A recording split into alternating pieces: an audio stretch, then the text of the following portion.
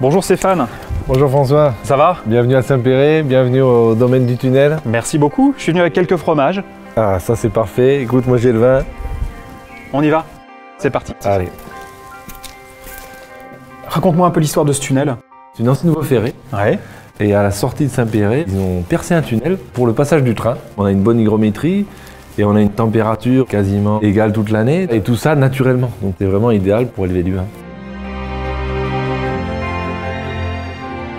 Alors, avant de parler des picodons, je vais parler de ce qu'il y a en commun entre nos deux métiers. Parce que tout le monde n'est pas forcément au courant de comment on fabrique un fromage. D'ailleurs, moi, ça m'intéresserait que tu me racontes comment on fait du vin. Donc là, on va faire un petit truc.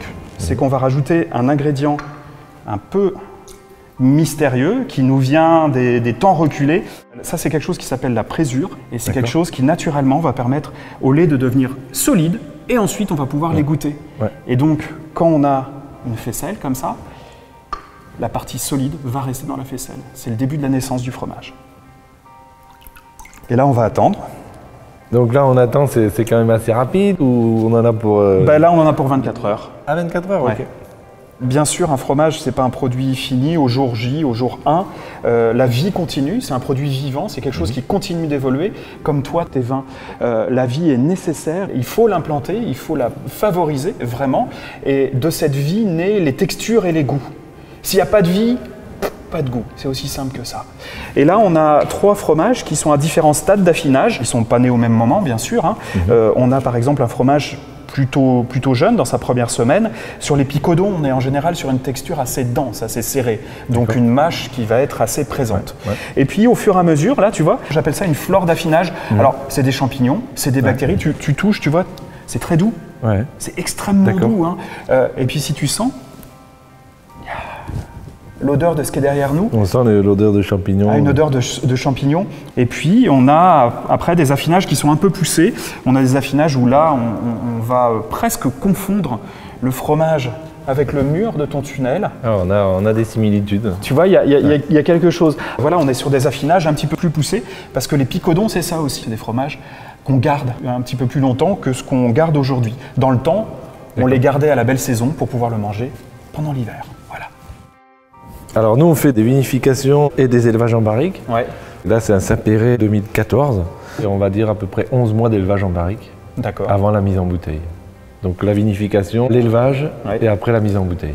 Et tu as des levures à un moment dans le processus de fabrication, sans être trop technique, hein, mais... Ouais, donc pour faire du vin, on part d'un jus de raisin Ouais, c'est ça, au un jus de départ. raisin, Donc on vendange le raisin. Sur un blanc, on fait un pressurage direct, donc on presse nos grappes. Après, on a un jus de raisin, on appelle ça du mou. Ouais. Et ce mou, on va le transformer en vin. Et là, donc, c'est les levures qui vont transformer le sucre en alcool. C'est ça. Les levures, elles sont naturellement sur la peau du raisin. On va assembler en fait le jus avec les levures quand on va presser. D'accord. Et la fermentation démarre.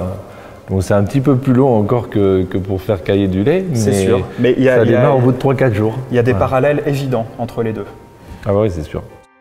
Moi, je vous incite à goûter un Saint-Péray 2014, 100% roussanne, et jaune clair avec des reflets verts un petit peu. Et c'est des vins qui ont beaucoup d'arômes.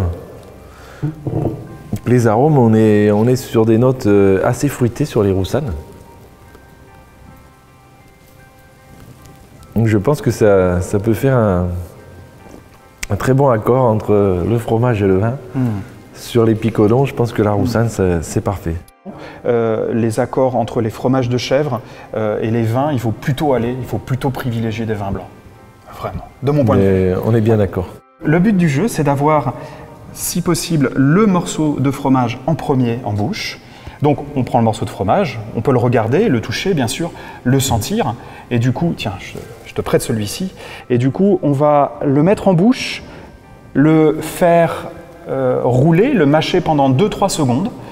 Et ensuite, ramener une goutte de vin par-dessus. Et le faire tourner en bouche avec le vin. Et comme ça, on a les deux en même temps.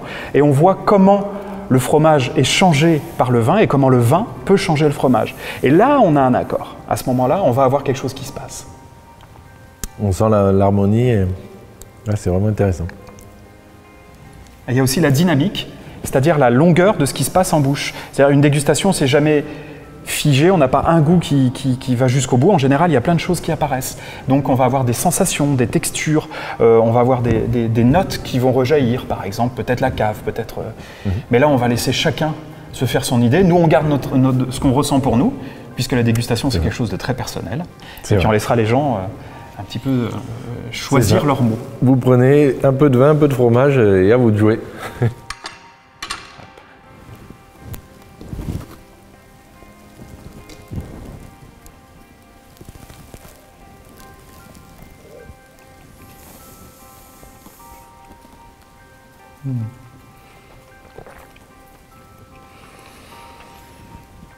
On voit que le vin vient vraiment donner une petite note de sucre que j'aime bien.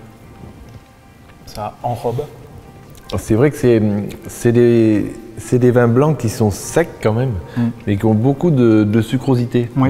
On appelle ça du gras, du glycérol dans les vins. Oui. Alors là, il y a du gras. Il y a le gras là, parce qu'il en faut. S'il n'y a pas de gras, il n'y a pas de goût. Non. Le gras, c'est la vie. Le gras, c'est le goût. Et s'il n'y a pas le gras là-dedans et là-dedans, ça ne marcherait pas. Là, il y a du gras. Là, j'aime bien, moi. J'aime bien.